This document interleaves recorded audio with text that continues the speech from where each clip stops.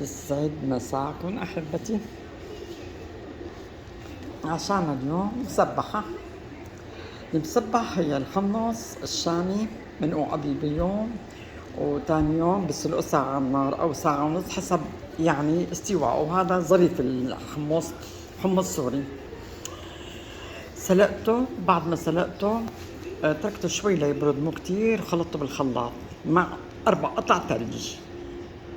خلطته مع 4 قطع ثلج وشوية ملح. بعد ما خلطته وصار ناعم، ملمسه ناعم ناعم جدا، حطيت له طحينة، نص كاسة طحينة، وخلطته بالخلاط. رديت مرة ثانية بعد ما خلطته بالخلاط، حطيت توم طبعا مبشور مهروس، ورديت هرسته مع المسبحة.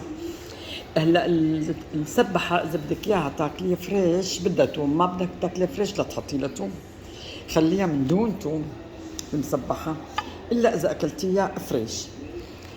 المهم خلطته بالخلاط مع الطحينة والثوم، عصير ليمون نص كاسة بالضبط أخذت، لكن طلعت طعمتها رهيبة رهيبة رهيبة.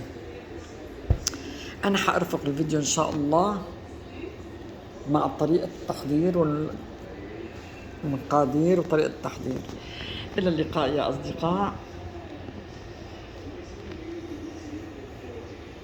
لدوق المسبحة شلون تجاربي؟ لا أكيد ريحتها روعة، ودقتها طيبة طيبة طيبة لذيذة جدا جدا.